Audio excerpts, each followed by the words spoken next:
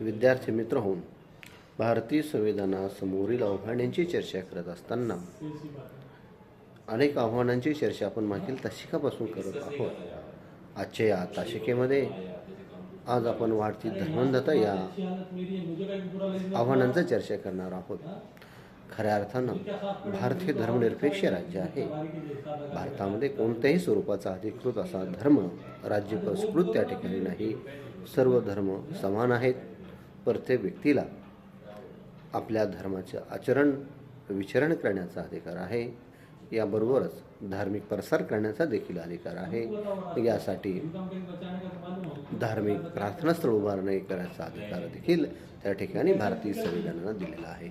परंतु विद्यार्थी मित्र हो, धर्मनिरपेक्ष हा जो शब्द आपल्या भारतीय राज्यघटनेमध्ये आज आपल्याला दिसतो तो मूळ भारतीय राज्यघटनेमध्ये नव्हता। भारतीय संविधानानुसार भारत हे एक धर्मनिरपेक्ष राज्य आहे, परंतु 1976 मधील 42व्या घटना दुरुस्तीद्वारे भारतीय संविधानाच्या प्रस्तावनेत धर्मनिरपेक्ष हा शब्द अधिकृतपणे जोडला गेलेला आपल्याला दिसून येतो। म्हणजे भारतातील सर्व धर्म संविधानानुसार समान आहेत, परंतु वास्तविक परिस्थितीमध्ये प्रत्येक राजकीय पक्षाने कमी अधिक प्रमाणात धर्माचा वापर राजकारणासाठी निवडणुकीत निवडून येण्यासाठी केला आहे। अनेक राजकीय पक्षाचे नेते निवडणुकीत निवडून येण्यासाठी धर्माच्या नावावर विखारी प्रचार करत आहे।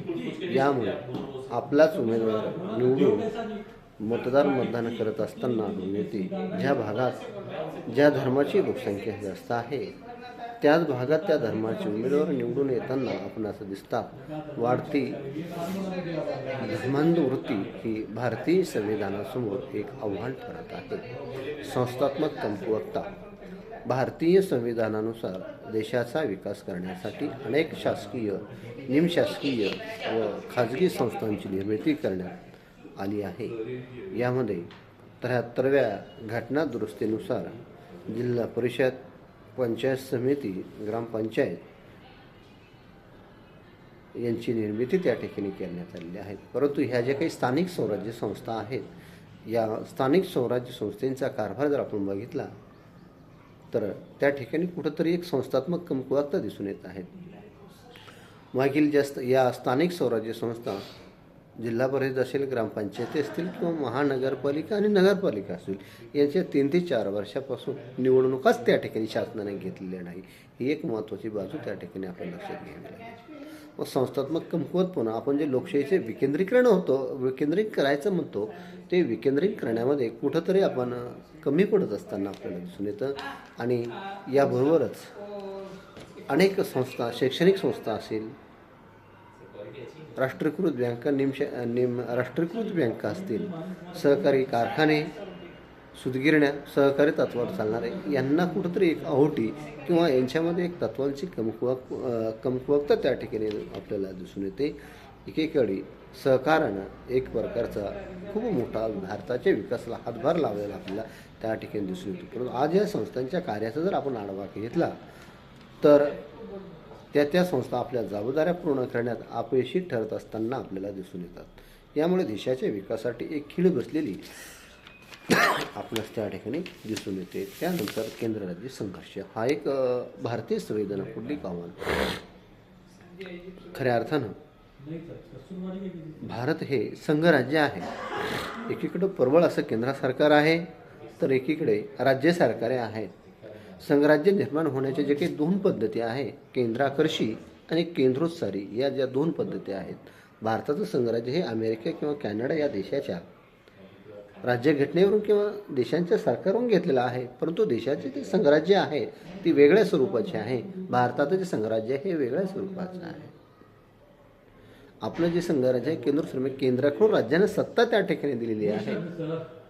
म्हणजेच केंद्र सरकार हे प्रबळ आहे, केंद्र राज्यांना अधिकार किंवा त्या ठिकाणी देत असते। आणि केंद्र आणि राज्य या दोघांच्या अधिकाराच्या दृष्टिकोनातून 3 सूची त्या ठिकाणी निर्माण करण्यात आलेल्या आहेत। यामध्ये केंद्र सूची, राज्य सूची आणि समवर्ती सूची या 3 सूचींचा त्या ठिकाणी समावेश होतो।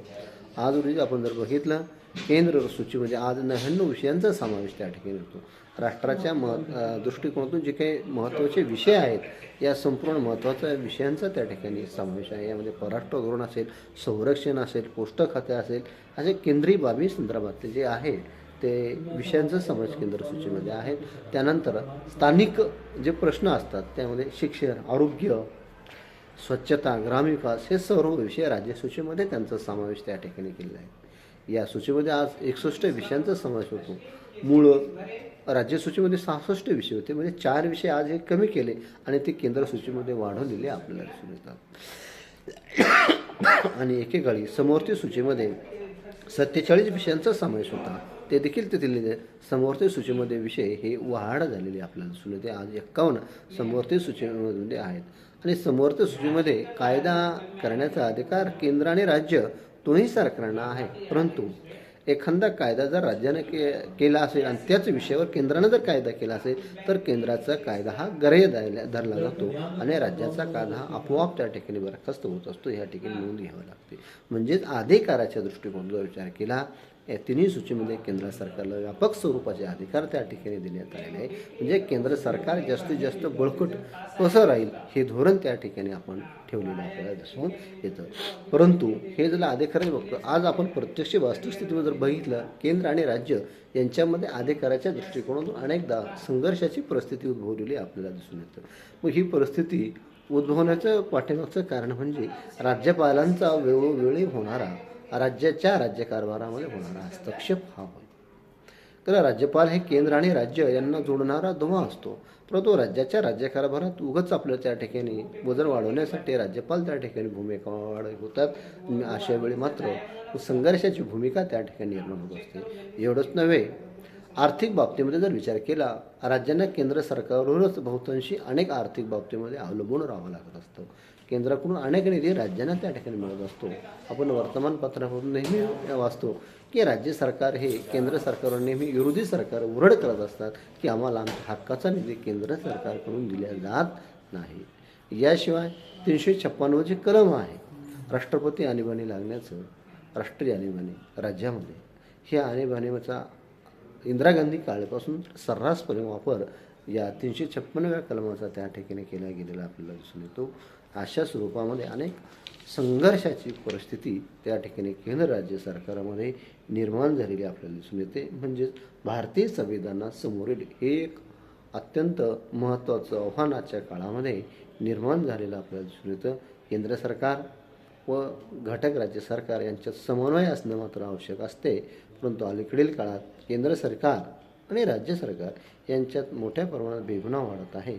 या बेबनाव किंवा संघर्ष वाढवण्याला राज्यपालांच्या नियुक्तीपासून तर त्यांच्या विरोधित भूमिका राहत आलेल्या आहेत. कलम नंबर 356चा राष्ट्रपतीद्वारे मोठ्या प्रमाणामध्ये वापर हा केला जात असतो.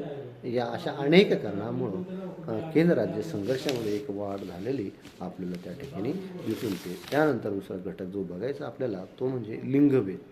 आज भारतीय समाजात लिंगभेदाचे प्रमाण मोठ्या स्वरूपात आढळून येते. ही एक गंभीर स्वरूपाची समस्या बनली आहे. ही समस्या पितृसत्ताक पद्धती, परंपरा आणि अनेक ऐतिहासिक मागासलेपणामुळे, अंधश्रद्धामुळे वाढलेली आपल्याला दिसून येत आहे. सध्याचे लिंग गुणोत्तर प्रमाण अंदाजे 940 ते 950 महिला प्रति 1000 पुरुष इतके आहे. भारतीय समाजात मुलगा असण्याला अधिक महत्त्व दिले जाते, ज्यामुळे मुलींच्या संख्येवर परिणाम होत आहे. लिंगभेदामुळे महिलांना अनेक गंभीर समस्यांना तोंड द्यावे लागते. यामध्ये कौटुंबिक हिंसाचार, हुंडाबळी, भ्रूणहत्या इत्यादी गोष्टींचा समावेश होतो. यामुळे भारतीय स्त्रिया नेहमी दडपणाखाली काम करत असताना त्या ठिकाणी आपल्याला आढळून येतात. अशा स्वरूपामध्ये आज भारतीय संविधानामध्ये जवळपास 9 ते 10 त्या ठिकाणी जे काही आव्हानं निर्माण झालेली आहे या सर्व आव्हानांचा आपण त्या ठिकाणी चर्चा व्यापक स्वरूपामध्ये झालेली आहेत. खरं म्हणजे ही संविधानापुढील आव्हाने संविधान हे जगातील अत्यंत भारताचं संविधान उत्कृष्ट आहे, परंतु जे अंमलबजावणी करणारं सरकार आणि राजकीय कार्यकर्ते जे आहेत त्यांच्या वागणुकीमुळं किंवा वर्तनामुळे हे संविधान हे अपयशी त्या ठिकाणी झालेलं आपल्याला दिसून येत असतं. अशा स्वरूपामध्ये आज आपण अनेक आव्हानांचा या ठिकाणी उहापोह केलेला आहे. नंतरच्या तारखेमध्ये आपण भारतीय संविधानाच्या सुयोग्य अंमलबजावणीसाठी जे काही उपाययोजना करणं गरजेचे आहे त्या उपाययोजनांची आपण चर्चा करणार आहोत. तर आपण आज या ठिकाणी आपण थांबू. सर्वांचे मनपूर्वक आभार आणि धन्यवाद व्यक्त करतो. नमस्कार.